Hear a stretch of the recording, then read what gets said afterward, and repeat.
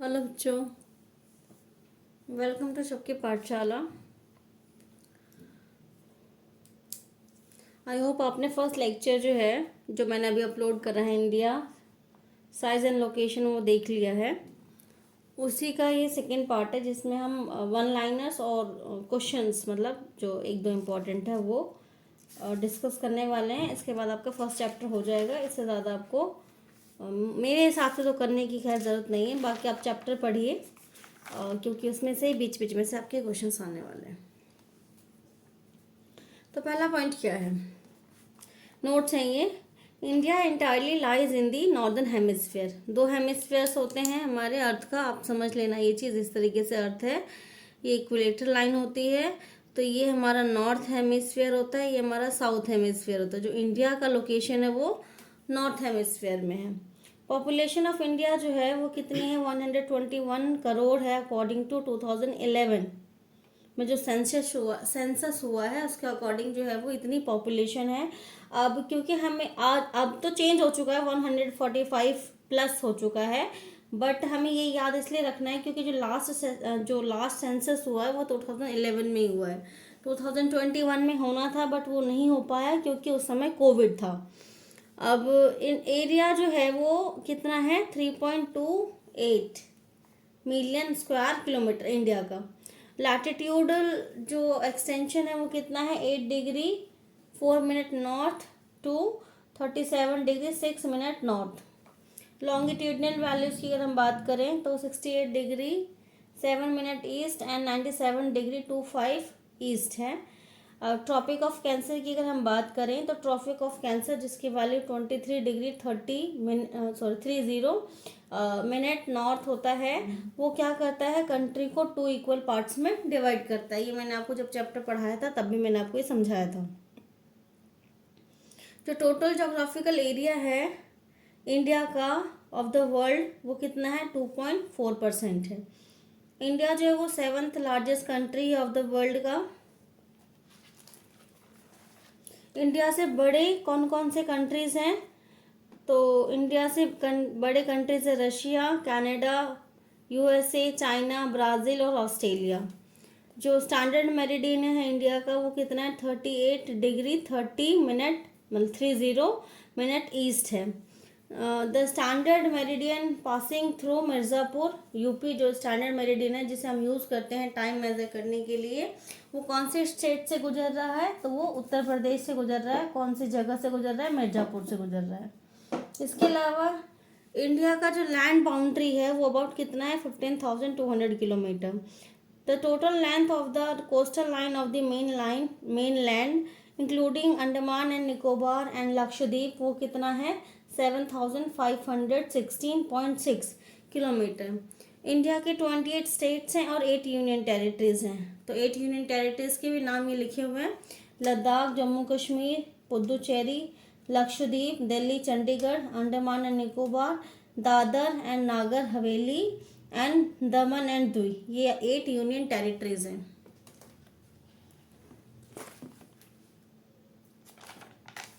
इसके अलावा जो नेबर कंट्री है इंडिया का, अगर हम नॉर्थ वेस्ट के डायरेक्शन के हिसाब से बात करें, अगर मैं मैप भी दिखाऊं आपको, तो ये नॉर्थ है, ये वेस्ट है, तो यहाँ पे पाकिस्तान है, इससे ऊपर अफगानिस्तान है। तो ये हुआ आपका पाकिस्तान, अफगानिस्तान। और नॉर्थ डायरेक्शन में अगर हम बात करें तो मैप में अगर आप देखोगे तो नॉर्थ डायरेक्शन में यहाँ चाइना है, ठीक है, यहाँ आपका नेपाल है और भूटान है। ईस्ट में 2 कंट्रीज हमारे नेबर में, म्यांमार और बांग्लादेश। और आइसलैंड कंट्री जो हमारे नेबर में वो श्रीलंका और मालदीव्स हैं। Sri Lanka is separated from India by a narrow channel of sea formed by the Palk strait and gulf of Mannar, ठीक है। इसके अलावा जो स्वेज कैनाल है वो कब ओपन हुआ था, 1869 में, और इसने क्या कर दिया था, इंडिया और यूरोप का जो डिस्टेंस है वो रिड्यूस कर दिया था 7,000 किलोमीटर। इसके अलावा वन लाइनर में आपको पता होना चाहिए कि इंदिरा पॉइंट जो है वो कब सबमर्ज हुआ था, 2004 में जब सुनामी आई थी। ट्रॉपिक ऑफ कैंसर कौन कौन से स्टेट से गुजरता है, गुजरात, राजस्थान, मध्य प्रदेश, छत्तीसगढ़, झारखंड, वेस्ट बंगाल, त्रिपुरा और मिजोरम। तो ये आपको याद करना होगा कि हो सकता है आपसे क्वेश्चन पूछ ले कि किस स्टेट से गुजरता है या किस स्टेट से नहीं गुजरता है। अगर एरिया के हम इन अकॉर्डिंग टू एरिया बात करें तो सबसे बिगेस्ट स्टेट जो है वो इंडिया का वो राजस्थान है और सबसे स्मॉलेस्ट स्टेट जो है वो गोवा है। इसके अलावा अगर हम पॉपुलेशन की बात करें तो सबसे ज़्यादा पॉपुलेटेड जो स्टेट है वो उत्तर प्रदेश है और लीस्ट पॉपुलेटेड स्टेट जो है वो इंडिया का वो सिक्किम है। इसके अलावा आपको ये चीज़ मतलब डायरेक्शन पता होना चाहिए, इधर ईस्ट होता है, इधर वेस्ट होता है, इधर नॉर्थ होता है, यहाँ साउथ होता है। और यहाँ पर बे ऑफ बंगाल है, ये अरेबियन सी है और यहाँ पर इंडियन ओशियन है। इंडियन ओशियन का जो नाम है वो इंडिया के नाम पे रखा गया है क्योंकि इंडियन ओशियन में सबसे ज़्यादा जो बाउंड्री शेयर हो रही है वो इंडिया की हो रही है। इस तरह का पोजीशन जो है सेंट्रल पोजीशन वो किसी भी कंट्री का नहीं है। अब एक क्वेश्चन जो जनरली पूछा जाता है पेपर में कि the central location of the India at the head of the Indian ocean is consider of the great significance why, यानी कि जो इंडिया का जो लोकेशन है वो बहुत सिग्निफिकेंट है, क्यों। तो पॉइंट ये बोला मतलब बताया जा रहा है कि जो इंडिया है वो सेंट्रल पोजीशन में है। सेंट्रल पोजीशन में होने की वजह से ये इजीली क्या कर सकता है, वेस्ट डायरेक्शन की कंट्रीज से भी कनेक्ट हो सकता है और ईस्ट डायरेक्शन की कंट्रीज से भी कनेक्ट हो सकता है इजीली। तो इसलिए हमारे लिए ये बहुत ही ज़्यादा सिग्निफिकेंट माना जाता है। ठीक है, तो बाकी आप ये आंसर मैं आपको बता देती हूँ एक बार। India is a southward extension of the Asian continent and is located in the central position between east and the west Asia, यानी जो इंडिया का पोजीशन है वो बीच में है, मिडल में है, ईस्ट और वेस्ट एशिया में। The Indian Ocean provides a strategical central location to India as it connects the East Asian countries with Europe in the West। ठीक है, यानी कि ईस्ट में जो ईस्ट एशिया उससे कनेक्ट हो रहा है और यूरोप से भी कनेक्ट कर रहा है easily. The Deccan Peninsula also protrudes into the Indian Ocean and thus helping India establish close contact with West Asia, Africa, Europe and the western coast with south east and the East Asia from the eastern coast. इसके अलावा क्या बोला जा रहा है कि यहाँ से जो हमारा ये ईस्टर्न कोस्ट है यहाँ से इस तरफ हम जा सकते हैं इसलिए, यहाँ पे जो भी कंट्रीज है म्यांमार वगैरह है। इसके अलावा इधर से हम इस तरफ को जा सकते हैं इजीली, अमेरिका के साइड जा सकते हैं, हम यूरोप के साइड जा सकते हैं। तो यानी कि इसका जो पोजीशन है वो मिडिल में होने की वजह से ये दोनों तरफ के जो कंट्रीज हैं उनसे वो इजीली कनेक्ट हो सकता है। इसके अलावा इससे ऊपर जो भी कंट्रीज है एशिया के उससे भी वो इजीली कनेक्ट हो सकता है।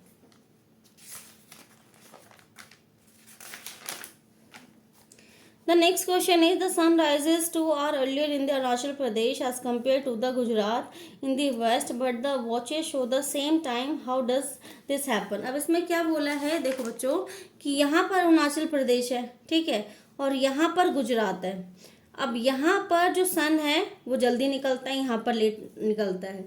लेकिन अगर हम घड़ी में टाइम की बात करें तो यहाँ पर जितना टाइम हो रहा होता है उतना टाइम यहाँ पर भी हो रहा होता है। तो इसका क्या रीज़न है, तो सिंपल सी बात है, इसका रीज़न है कि इसका जो पोजीशन है वो मतलब जो ये लोकेटेड है वो इस डायरेक्शन में लोकेटेड है।